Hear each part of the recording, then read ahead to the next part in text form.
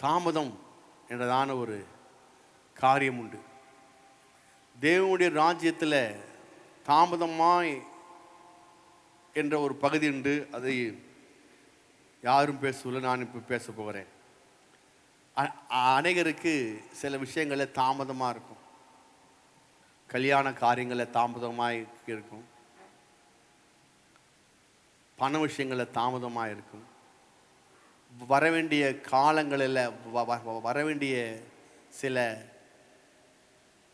ஆசீர்வாதங்கள் தாமதமாக இருக்கும், கோர்ட் கேஸில் தாமதமாக இருக்கும். நமக்கு இன்னும் நாம் எதிர்பார்க்கிற காரியங்கள் எதுவுமே நடக்காதபடி தாமதமாக இருக்கும். அல்லேலூயா. அந்த தாமதம் ஏன் என்றதான எல்லாத்துக்கும் இது ஒரு கேள்வி. Praise the Lord. தாமதம் என்பது எல்லாருடைய வாழ்க்கையிலும் அந்த ஒரு பகுதி வந்தே இருக்கும். ஆபிரகாம் என்ன செஞ்சார்? ஆதியாகமம் புஸ்தகம்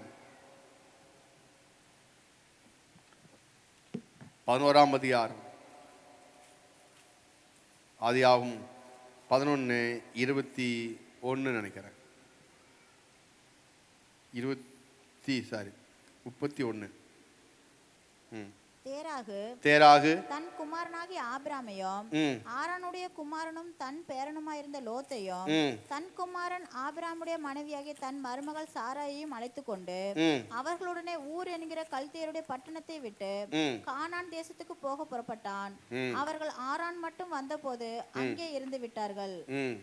தேராகுடைய ஆயுசு நாட்கள் 250 வருஷம். தேராகு ஆரானிலே மரித்தான். அப்புறம் கீழே அடுத்தது, கர்த்தர் ஆபிராமை நோக்கி, எங்க எப்போ என்னாச்சு? தேராகு யாரு?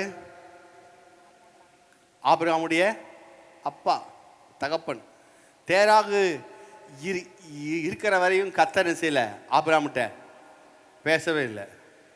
தேராகு மரித்த பின்பு தேராகு மரித்த பின்பு கர்த்தர் ஆபிரகாமை நோக்கி, நீ உன் தேசத்தையும் இனத்தையும் விட்டு புறப்பட்டு. அப்போ தேராகு என்ற வார்த்தைக்கு என்ன அர்த்தம் என்றால் தாமதம். சொல்லுங்க, அங்கே தங்கி இருப்பது. எங்க? ஆமா. சில சமயம் சில ஜீவித்தில் சிலருக்கு தாமதம் இடதான ஒரு காரியம் அவங்களுக்குள்ள இருக்கும் என்றால் சில அப்படியே அங்க தங்கிடுவாங்க. இந்த தேராகு எங்கெங்கெல்லாம் இருக்காங்களோ, எங்கெல்லாம் தேராக இருக்கிறவங்க அங்கெல்லாம் தேவன் என்ன செய்ய முடியாது, பேச முடியாது. சில இடத்துல தேவன் ஆபிரகாமோட பேசவே இல்லை தேராக இருக்கிற வரைக்கும்.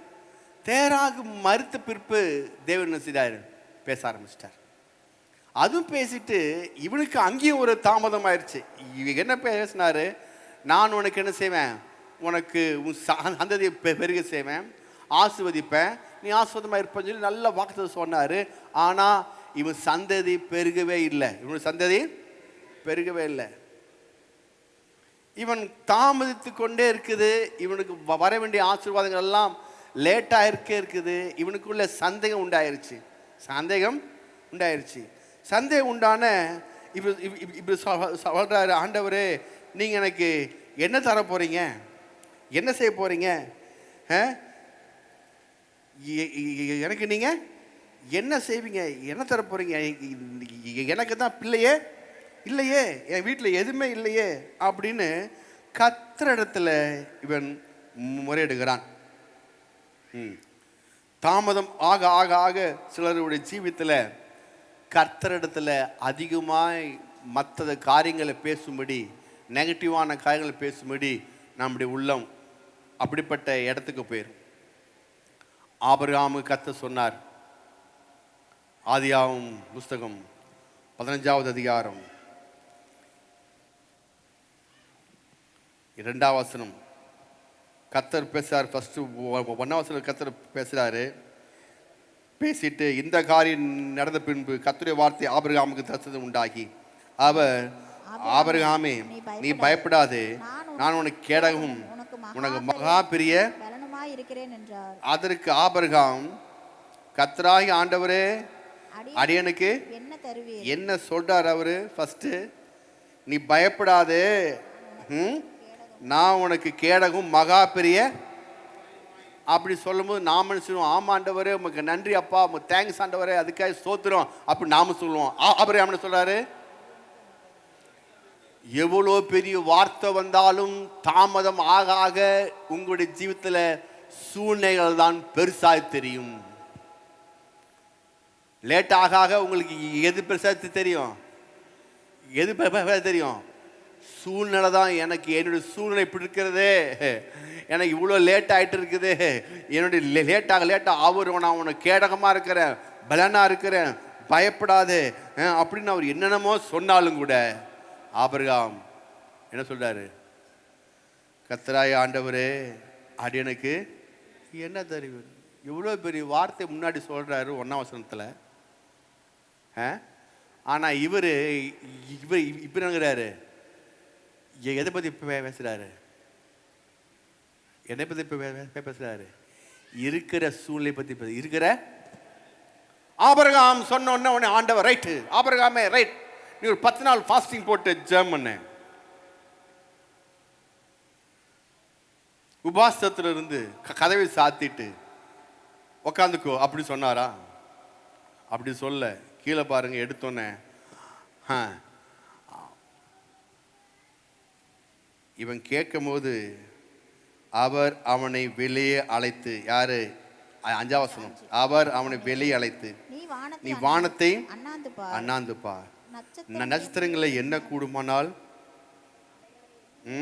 அவைகளை சொல்லி பின்பு அவரை நோக்கி உன் சந்ததி இவ்வண்ணமாய் இருக்கும் என்றார். உன் சந்ததி. இப்போ வெளியே கூட்டு வந்து அவனுக்கு உண்டான பதில் என்ன? பதில் என்ன? வானத்தை. அவன் கேட்டது என்ன? எனக்கு ஒரு சுதந்திரவாளி வேணும், எனக்கு ஒரு மகன் வேணும், என் சந்ததி பெருகிற கர்த்தர் வேணும். அவர் கூட்டு வந்து என்ன செஞ்சார்? அவர் எடுத்தோன்னே வானத்தையும் அண்ணாந்து பார்க்க சொன்னார். ஏன் வானத்தை அண்ணாந்து பார்க்க சொன்னார்? உன் சந்ததி இவனமா இருக்கு, உன் சந்ததி.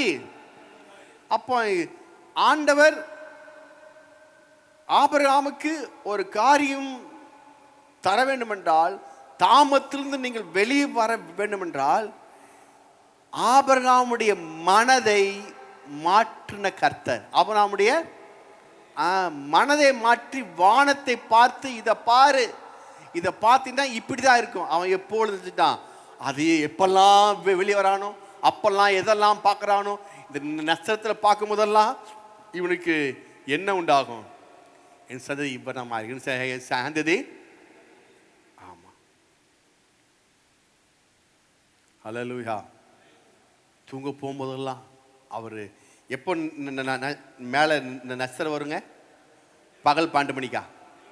சொல்லுங்க, இரவு. சொல்லுங்க, அதான் பாருங்க. நீங்க எப்பொழுதும் இரவு தூங்கும் பொழுது, எப்பொழுதும் இரவு தூங்கும் பொழுது செய்ய வேண்டியதை இங்க சொல்றார் ஆண்டவர். பகலெல்லாம் நீங்க என்ன வேணா செஞ்சுக்கங்க, இரவு நீங்க தூங்கும் போது முதல்ல என்ன செய்யணும்? உங்களை கர்த்தர் எப்படி வைப்பார் என்பதை யோசித்து பார்த்து, வார்த்தையின் பிரகாரமாய் வானத்தை அண்ணாந்து பார்த்து, நைட்டு தூங்கும் போதெல்லாம் ஆபிரகாம் எதையை பார்த்துட்டு படுத்துங்குவான்? அண்ணாந்து பாப்பா, நட்சத்திரத்தை பார்த்துட்டு இப்படிதான் சொன்னாரு, இப்படிதான் சொன்னாரு, இப்படிதான் சொன்னாரு. ஹல்லேலூயா. நீங்கள் பகலிலே வார்த்தை சொல்லி ஜெபிப்பதை விட இரவிலே தூங்கும்போது நீங்கள் வார்த்தை சொல்லி அந்த வார்த்தைக்கு ஒரு படத்தை கொடுத்து படுத்து தூங்கும் என்றால், சீக்கிரமாக உங்கள் வாழ்க்கையில தாமதம் சரியாகி ஆசீர்வாதங்கள் கதவை தட்ட ஆரம்பிக்கும். ஹல்லேலூயா. நாம் என்ன செஞ்சிடறோம்? பகலில் எழுந்து நல்லா ஜெபிக்கிறோம், நைட்டு படுக்கும்போது வேற மாதிரி என்ன செய்கிறோம்? 4 பேர்த்த ஹரிச்சு கொட்டிட்டு தான் போர்வை எடுத்து போத்துறோம். 4 பேர் திட்டி எடுத்துட்டு தான் அப்புறம் போர்வையை போத்துறோம். அது அப்படி இல்லை. நீங்கள் நைட்டு படுத்து தூங்கும் போது என்ன செய்யணும்? அதான் சொல்கிற ஆண்டவர் அவனை வெளியே கூட்டு வந்து கரெக்டாக காமிச்சார். தாமதம் மாறிடுச்சு, தாமதம் அவனுக்கு மாறிடுச்சு. அது மட்டும் இல்லை, ஆபிரகாமுக்கு மட்டும் இல்லை, இயேசுடைய வாழ்க்கையில் பாருங்களேன். மத்தேயு சுவிசேஷம் 1ஆம் அதிகாரம், இயேசு பார்த்துட்டு நான் செய்ய போகிறேன், முடிக்க போகிறேன். மத்தேயு சுவிசேஷம் 1ஆம் அதிகாரம் 19ஆம் வசனம். அவள் புருஷனாகிய யோசேப்பு நீதிமானாயிருந்து ம். அவளை அவமானப்படுத்த மனதில்லாமல் ம். ரகசியமாய் அவளை தள்ளிவிட யோசனையாய் இருந்தான். ம். அவன் இப்படி சிந்தித்துக் கொண்டிருக்கையில் ம். கர்த்தருடைய தூதன் சொப்பனத்தில் அவனுக்கு காணப்பட்டு, ம். தாவீதின் குமாரனாகிய யோசேப்பே, ம். உன் மனைவியாகிய மரியாளை சேர்த்துக் கொள்ள ஐயப்படாதே. ம். அவளிடத்தில் உற்பத்தியாய் இருக்கிறது பரிசுத்த ஆவியினால் உண்டானது. ம். அவள் ஒரு குமாரனை பெறுவாள். ம். அவருக்கு இயேசு என்று பெயரிடுவாயாக. ம். ஏனெனில் அவர் தமது ஜனங்களின் பாவங்களை நீக்கி அவர்களை ரட்சிப்பார் என்றான். சரி, இப்போ சொன்னோன்னே என்னாச்சு? யோசேப்புக்கு தேவதூதன் சொன்னாரு. சொன்னோன்னே பெரிய மகிழ்ச்சி. குழந்தை பிறக்க போற குழந்தை என்ன பெயர் கூட என்ன சொன்னாங்க சொல்லியாச்சு. பெயர் கூட அங்க சொல்லியாச்சு. சொல்லி முடிச்சோன்னே மத்தேயு 2ஆம் அதிகாரத்தில் குழந்தை பிறந்தாச்சு. குழந்தை பிறந்தோடனே அங்கே 2ஆம் வசனம் வாசிங்க. மத்தேயு 2:2. யூதருக்கு ராஜாவாக பிறந்திருக்கிறவர் எங்கே? பிறந்தோடனே என்னாச்சு? அவங்க சாஸ்திரிகள் வந்து யூதருக்கு ராஜாவாக பிறந்திருக்கிறவங்க எங்கே என்று சொல்லி அந்த குழந்தைய ராஜா என்றதான இடத்துல கொண்டு போயிட்டாங்க. உண்மையாலுமே அவர் ராஜா தான். இதை கேட்டோடனே யாருக்கு பயம் உண்டாயிருச்சு? ஏரோதுக்கு பயம் உண்டாயிருச்சு. பயம் உண்டானோடனே என்ன செஞ்சான்? இந்த சாஸ்திரிகள்கிட்ட வந்து நீங்கள் போய் பார்த்து பேசிட்டு திரும்பியும் வந்து எங்கே குழந்தை இருக்குது மட்டும் கேட்டீங்க சொல்லிட்டு போங்க அப்படின்னு சொல்லிட்டான். உடனே இவர்கள் போகிறாங்க, பார்க்குறாங்க. பார்த்துட்டு திரும்பியும் திரும்பி இந்த ஏரோதுகிட்ட போகும்போது தேவதூதன் சொல்லிட்டான், அங்கே நீங்கள் போகாதீங்க, வேற வழிக்கு போக சொல்லிட்டான். பாருங்க, இந்த வேற வழிக்கு போய் சொன்ன உடனே 13ஆம் வசனத்தில் பார்க்கிறோம். மத்தேயு 2:13. அவர்கள் போன பின்பு அவர்கள் யாரு? சாஸ்திரிகள் போன பின்பு கர்த்தருடைய தூதனானவன். சரி, அப்படி வாசிங்க. கர்த்தருடைய தூதன் சொப்பனத்தில் யோசேப்புக்கு காணப்பட்டு, ஏரோது பிள்ளையை கொலை செய்ய தேடுவான். ஆதலால் நீ எழுந்து பிள்ளையையும் அதன் தாயையும் கூட்டிக் கொண்டு எகிப்துக்கு ஓடிப்போய் நான் உனக்கு சொல்லும் வரைக்கும் அங்கே இரு என்றான். சாஸ்திரிகள் இருக்கிற வரைக்கும் தேவதூதன் சில என்றாகல. அவர்கள் போன பின்பு திட்டங்களை தேவதூதன் சொல்லுகிறார். இங்கே பெரிய ஆண்டவர் அண்டசராசிலும் படைத்த கர்த்தர் பூமியிலே பிறந்திருக்கிறார். இப்போது தேவதூதன் என்ன செய்கிறாரு? சொப்பனத்தில் வந்து நீ யூதேயாவிலிருந்து நீ எங்க கொண்டு போ? எகிப்துக்கு கூட்டு போ, அங்க கொண்டு போ அப்படின்ட்டார். ஏன் அப்படி சொன்னாரு? ஏரோது பிள்ளைய கொலை செய்ய போறான். நான் இதை படிக்கும் பொழுது யோசித்தேன். அது மட்டும் இல்ல, திரும்பியும் எகிப்துக்கு கூட்டு போகும் பொழுது அங்கிருந்து பெத்லகேமிலிருந்து எகிப்திலிருந்து இஸ்ரவேலுக்கு, இஸ்ரவேல் தேசத்திலிருந்து நாசியத்துக்கு திரும்பி யூதாக்கு. எப்படி அலைச்சல் பாருங்க. எப்படி யாருக்கு அலைச்சல்? இயேசுவுக்கு. சொல்லுங்க, இயேசுவுக்கு. யாரை தூக்கிட்டு போயிட்டு இருக்க? அப்படி யோசேப்பு. இயேசு அண்ட சராசரம் படைத்த இயேசு, வானத்திப்பு உண்டாக்குன வார்த்தையாகிய இயேசு, அவரு இப்போ என்ன செய்றாங்க? அலை விடுறாங்க. எங்கிருந்து போகுது வண்டி? முதல்ல பெத்லகேமிலிருந்து எகிப்துக்கு போகுது.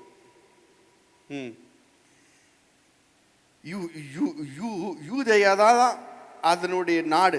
அங்கிருந்து பெத்லகேம் வந்து இயேசு எகிப்துக்கு போகிறார். எகிப்திலிருந்து அங்கிருந்து இஸ்ரேலுக்கு போகிறார். இஸ்ரேலிருந்து நாசரேத்துக்கு வர்றார். நாசத்துல திரும்பியும் பழையபடி எங்க வராரு? யூதேயா வராரு.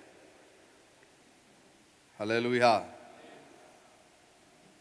மத்தேயு 2:13 எடுத்து வாசிங்க. 2:13. அவர்கள் போன பின்பு கர்த்தருடைய தூதன் சொப்பனத்தில் யோசேப்புக்கு காணப்பட்டு, ஏரோது பிள்ளையை கொலை செய்ய தேடுவான். ஆதலால் நீ எழுந்து பிள்ளையையும் அதன் தாயையும் கூட்டிக் கொண்டு எகிப்துக்கு ஓடி போய் நான் உனக்கு சொல்லும் வரைக்கும் அங்கேயே இரு. ஏங்க ஏரோத ஒண்ணுமே செய்யல? ஹலோ, ஏரோத ஒண்ணுமே செய்யல. யாரை தூக்கிட்டு போறாங்க? இயேசுவை காப்பாத்துறாங்க, இயேசுவை பாதுகாக்கிறாங்க, இயேசுக்கு அலைச்சல் உண்டாக்குறாங்க. இங்கிருந்து அங்க, அங்கிருந்து இங்க, இங்கிருந்து அங்க, இப்படியே போயிட்டே இரு. ஆனா பிரச்சனை பண்றவன், குரு பண்றவன், அவன் நல்ல கொடுன்னு இருக்கிறான், அங்கே இருக்கிறான். அவனுக்கு எந்த அலைச்சலும் கிடையாது. அவனுக்கு எந்த அலைச்சலும் இல்லை, எந்த பிரச்சனை. அவன் அங்கதான், அவன் ராஜாவா இருக்கிறான். ஏரோது ராஜாவா இருக்கிறான். இப்போ யாருக்கு அலைச்சல்? இயேசுவுக்கு அலைச்சல். சொல்லுங்க, பிரைஸ் தி லார்ட். அப்போ இவரை தூக்கிட்டு போயிட்டு இருக்கிறாங்க.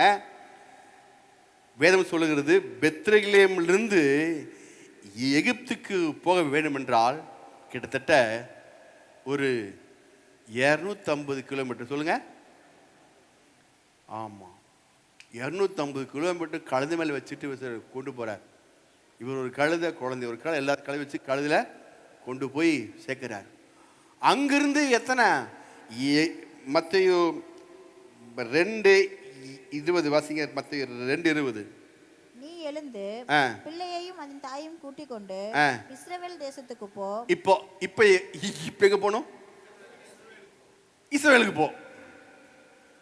பிள்ளையும் தாயை கூட்டி கொண்டு போய் இஸ்ரவேலுக்கு போ.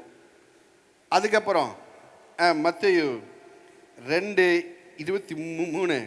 நாசரேத் என்னும் ஊரிலே வந்து வாசம் பண்ணினான். இப்போ அவர் சொல்ல, அங்கிருந்தே நாசரேத்துக்கு போ.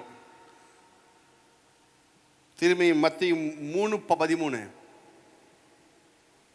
அப்பொழுது யோவானால் ஞானஸ்நானம் பெறுவதற்கு இயேசு கலிலேயாவை விட்டு யோர்தானுக்கு அருகே அவனிடத்தில் வந்தார். அது எங்க? யூதேயா. அப்படிங்க, யூதேயால தான் ஆரம்பிக்கணும், அதான் திட்டம். ஆனா இவர் என்ன செய்யணும்? இப்போ யார் அவரு? அவர் யாருங்க? சொல்லுங்க, உலக இரட்சகர், சர்வத்தையும் உண்டாக்குனவர், வார்த்தையாய கடவுள் மனிதனாய் பிறந்திருக்கிறார். கடவுள் பிறந்திருக்கிறார், மனிதனாய் அவதரித்து. இப்போ யாருக்கு அலைச்சல்? கடவுளுக்கு. சொல்லுங்க, கடவுளுக்கே அலைச்சல். சொல்லுங்க, கடவுளுக்கே அலைச்சல். இங்கிருந்து எங்க போ? பெத்தேலுக்கு எங்க போ? எகிப்துக்கு போ. எகிப்து எங்க போ? இஸ்ரவேல் எங்க போ? நாசரேத்து திரும்பி யூதேயா. இப்படி ஒவ்வொரு தூரம், இங்கிருந்து 250, அங்கிருந்து 200, அங்கிருந்து 150, இங்கிருந்து 55, இப்படி ஒவ்வொரு தூரமா இவரை நினைச்சிட்டாங்க இயேசுவை. ஆமா, பிரச்சனை பண்றவன் அங்கே இருக்கிறான். ஹல்லேலூயா. யோசேப்பு நினைச்சிருக்கலாம், எனக்கே இப்படி இவர் இயேசுன்னு பேருவாக உலக சொன்னாரு, அந்த வார்த்தையெல்லாம் எதுவுமே நடக்க மாட்டேங்குது, எனக்கு ஏன் தாமதமா இருக்குது, ஏன் இவ்வளவு தாமதம் எனக்கு? அவரு சொன்னது ஒண்ணு, நடக்கிறது இன்னொன்னா இருக்குது. ஹல்லேலூயா. இப்படி நடக்குன்னு சொல்லி மீகா புஸ்தகம் 5ஆம் அதிகாரம் 2ஆம் வசனம் நினைக்கிறேன். மீகா 5:2.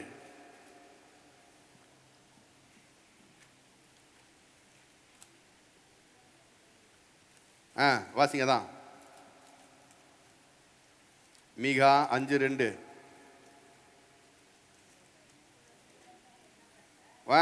எப்படியாத்த என்னப்பட்ட பெத்லகேமே,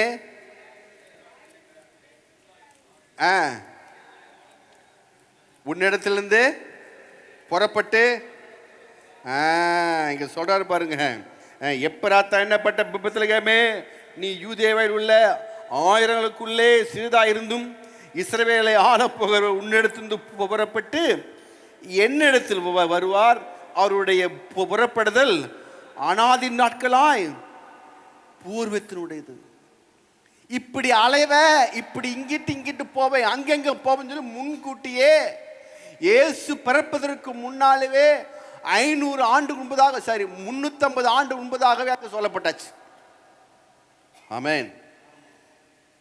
ஓசியார் புஸ்தகம் 11ஆம் அதிகாரம் 1ஆம் வசனம். இஸ்ரவேல்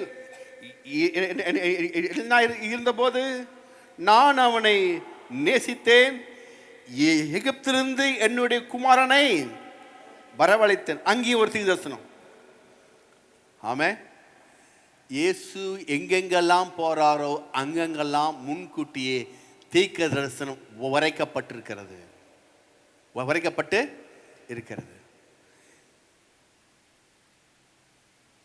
அவர் மேலே சொல்லப்பட்ட எல்லா வசனம் ஏசாயா புஸ்தகம் 9ஆம் அதிகாரத்தில் போட்டிருக்கு.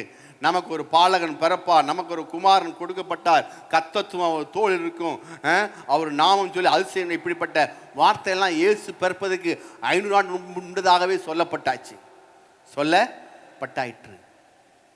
இயேசுவுக்கு பிறந்ததுக்கு அப்புறம் இப்படி ஒவ்வொரு ஊருக்கா போகணும்னு சொல்லி முன்கூட்டியே தீர்க்கதரிசனமாய் சொல்லப்பட்டதினாலே இது வந்தது என்று நீங்கள் நினைக்க வேண்டாம். தேவ திட்டத்தில் தாமதம் என்பது அது ஒரு பகுதி, அது ஒரு பகுதி. உங்கள் மேல் கர்த்தருடைய திட்டம் இருக்கின்றால் ஒரு தாமதம் வழியாக தான் நீங்கள் செய்யணும், போக வேண்டும். யோசேப்புக்கு அவனுக்கு புரியல, இந்த குழந்தைய கொடுத்துட்டு என்னமோ சொல்லிட்டு இப்ப நம்மளை அங்கேயும் அலைவுறாரு. வசனம் சொல்லப்பட்டிருக்குது, வார்த்தை சொல்லப்பட்டிருக்குது. இன்னும் அந்த வார்த்தை என்னுடைய வாழ்க்கையில நிறைவேறாம நான் குழந்தைய தூக்கிட்டு, இயேசுவை தூக்கிட்டு பெத்லகேமுக்கு, எகிப்துக்கு, இஸ்ரவேலுக்கு, நாசரேத்துக்கு இப்படி போய்கொண்டே இருக்கிறேன்.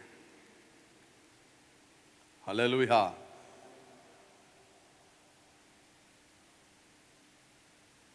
ஏன் அப்படிப்பட்ட காரியம் வந்துச்சு? ஏன் சர்வவல்ல தேவன் தன்னுடைய குமாரனுக்காய், தன்னுடைய குமாரனுக்காய் ஏரோதை எவன் பிள்ளைய கொலை செய்றானோ அவனுடைய ஜீவனை இரவோடு இரவா எடுத்திருக்கலாம், எடுத்திருக்க முடியும், எடுக்கவில்லை. யாரெல்லாம் இயேசுக்கு ஆப்போசிட்டா வந்தாங்களோ அவங்களை எல்லாத்தையும் பரலோக தேவன் தன் திட்டம் நிறைவேறுவதற்காய் அவங்களை இல்லாமாக்க முடியும், இல்லாமாக்கவில்லை.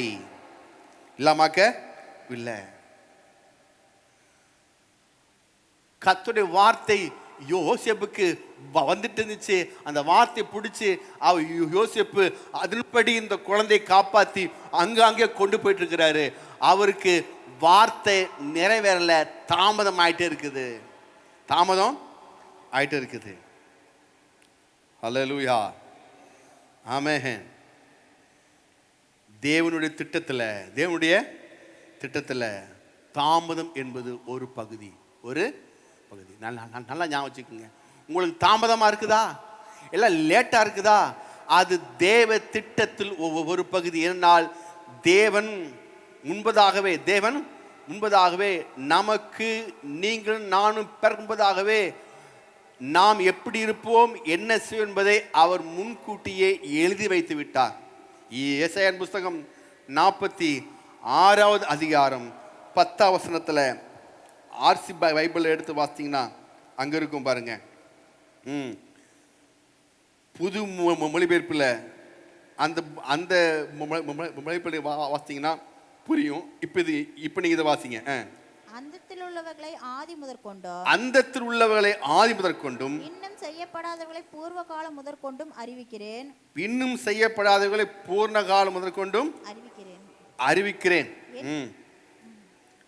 என் ஆலோசனை நிலை நிற்கும், எனக்கு சித்தமானவர்கள் எல்லாம் செய்வேன் என்று சொல்லி உராய்ஞ்சுகிற ஒரு பச்சையை கிழக்கில் இருந்தோம். என் ஆலோசனை நிறைவேற்றும் மனுஷனை தூர தேசத்திலிருந்தும் வரவழைக்கிறவராய் இருக்கிறேன். ஏசாயா 46:10 போட்டிருக்கு. ஏசாயா 46:10. அதில் இன்னொரு புது மொழிபெயர்ப்பில் நான் வாசிக்கிறேன், கேளுங்க. பின் நிகழவிருப்பதை தொடக்கத்திலே நான் அறிவித்தேன். சொல்லுங்க.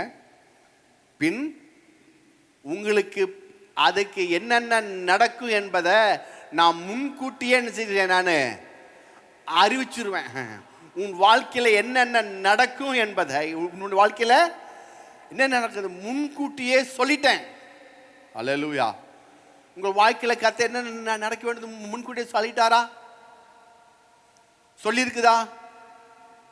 உங்க வாழ்க்கையில் நீங்க எப்படி இருப்பீங்கன்னு சொல்லி உங்களுக்கு கர்த்தர் முன்கூட்டியே பேசிட்டாரா? அல்லேலூயா. எல்லாம் அப்படியே பார்க்குறாங்க நம்மளே. ஒன்றுமே புரியலையே. உங்களுக்கு ஒரு லிஸ்ட்டு கொடுத்துருக்கேன் பாருங்க, பேப்பரில் போட்டு. அதான் உங்களுக்கு என்ன நடக்க போகுதுன்னு கொடுத்துருக்கேன். ஆமே. வாளாகாமல் தலையாவேன், கீழாகாமல். அப்படியே முழிக்கிறீங்க எங்களை பார்த்து. அப்படின்னா என்ன அர்த்தம்? அது யாருக்கோ லிஸ்ட்டு. நான் எப்போ தான் சொல்லி ஜபிச்சுட்டு நான் பாட்டு போயிடுறேன். அது உங்களுக்குன்னு என்ன உண்டாகணும்? நான் வாளாகாமல் தலையா இருப்பேன், கீழாகாமல் மேலாப்பேன், வெங்கலங்கதை உடைத்து இரும்பு தாப்பல் உரித்து அந்த காலத்தில் பொக்கிஷன் எனக்கு உண்டாகும். நான் அநேகருக்கு கடன் கொடுப்பேன், நான் கடன். இதெல்லாம் உங்களுடைய திட்டம்னு சொல்லி அடித்து பேப்பரை அடித்து வந்தோடனே கையில் கொடுத்துட்டேன். இப்படி தான் நீங்கள் இருக்க போறீங்கன்னு. அது சும்மா அது ஜபிக்கிறதுக்கு மட்டும்தானுங்க. படிச்சுட்டு லைட்டை போட்டு படிச்சுட்டு கப்புன்னு வச்சுட்டு அப்புறம் படுத்துங்க. லைட்டை போடுப்பா, அந்த லிஸ்ட் எடுத்து ஜபிக்க சொல்கிறார் பாஸ்டரு. வாலாகம் தலையப்ப கீழாகம் மேலாம் ஆமேன் ஆமேன் ஆமேன் எப்படி சொல்லுவாங்க. அந்த மாதிரி நாம அது எதுக்கு படிக்கிறேன் இப்போதான் தெரியல. அப்படியே பார்க்குறாங்க, நம்ம என்ன பார்க்குறாங்க. நீங்கள் எப்படி இருப்பீங்கன்னு சொல்லி ஆண்டு வச்சுட்டாரு, முன்கூட்டியே சொல்லிட்டாரு. அப்படிதான் போட்டிருக்கு. பின் நிகழவிருப்பதை தொடக்கத்திலே நான் அறிவித்தேன். நீங்க எப்படி இருப்பீங்க? உன் அரண்மனைக்குள்ளே சமாதானமும் உன் அலங்கத்துக்குள்ளே சுகமும் இருப்பதாக முன்கூட்டியே சொல்லிட்டேன். ஆஸ்தியும் வீட்டில் ஆஸ்தி ஆயிடுச்சு வீட்டில் இருக்கு முன்கூட்டியே சொல்லிட்டேன். வீடும் ஆஸ்தியும் பிதாக்கள் வைக்கணும் சுதந்திரம் சொல்லிட்டேன். பாவியின் ஆஸ்தியோ நீதிமானுக்கு வைக்கப்பட்டு முன்கூட்டியே சொல்லிட்டேன். நல்லவன் தன் பிள்ளைகளுக்கு வச்சுட்டு போறான். நல்லவன் தன் பிள்ளைகளுக்கு ஆஸ்தியை சேர்த்து வச்சு போய் சொல்லுங்க. ஆமா, முன்கூட்டியே சொல்லிட்டேன். முன்கூட்டியே சொல்லப்பட்டிருக்கு. இயேசுக்கு மட்டுமல்ல, எனக்கும் உங்களுக்கும் நீங்களும் நானும் எப்படி இருப்போங்க என்பதை முன்கூட்டியே இந்த வேதம் சொல்லப்பட்டிருக்கிறது. ஹல்லேலூயா. அநேகருக்கு இந்த வேத புஸ்தகம் யாருக்கோ நினைச்சு படிச்சிருக்கிறீங்க. இந்த படிக்கிற புஸ்தகம்லாம் உங்களுக்கும் எனக்கும் தான். ஆமே. சொல்லப்பட்ட எல்லா விசுவாச வார்த்தையும் நீங்கள் எப்படி இருப்பேன்னு காரியமும் இங்கே போடப்பட்டிருக்குது. அதான் சொல்கிறேன், நீங்கள் இதை ஒரு மனப்பாடமா வாய்ப்பாடு மாதிரி படிச்சுட்டு போகக்கூடாது. இது என்னுடைய வாழ்க்கையில் நடக்கிற காரியம் என்பதை தியானித்து பார்த்தீங்கன்றால் நான் இப்போ கேட்டுன்னு டக்குன்னு சொல்லியிருப்பீங்க. ஹல்லேலூயா. ஏன் இன்னும் தாமதம்? ஏன் இன்னும் தாமதம்? இயேசுக்கு ஏன் தாமதம்? எல்லா பக்கமும் தாமதம். ஆண்டவருக்கு தாமதமா இருக்குது. தாமதத்தில் என்ன ஆகுதும்? இந்த தாமதம் மட்டும் இல்ல, கர்த்தர் இந்த யோசேப்பின் குடும்பத்தை, இயேசுவை அவர் தாமதித்து ஒரு பக்கம் இருக்க வைக்கல. தாமதம் மட்டுமல்ல, எல்லா பக்கம் அலைச்சலும் கூடங்க. அலைச்சலும் கூட. இங்கிருந்து அங்க, அங்கிருந்து இங்க, இங்கிருந்து இங்க, அங்கிருந்து இங்க, பயங்கர அலைச்சல். என்ன காரணம்? என்ன ரீசன்? அவர் சொல்றாரு, எல்லாமே எல்லாமே சொல்லி வச்சிருக்கேன். இனி நடப்பனவற்றை, ஏசாயா 46:10, இனி நடப்பனவற்றை பண்டைய காலத்திலே முன்னறிவித்தேன். இனி உனக்கு என்னென்ன வேணுமோ அதை நான் முன்கூட்டி சொல்லிட்டேன். என் திட்டம் நிலைத்திருக்கும், என் விருப்பத்தை நிறைவேற்று. அது உங்க பைபிள கிடையாது, தமிழ்ல புது மொழிபெயர்ப்பு ஒன்று இருக்குது. ஆர்சி வேதாகமத்தில் இப்படி தெளிவாக போடப்பட்டிருக்கு. என் திட்டம் நிறைவேறும், என்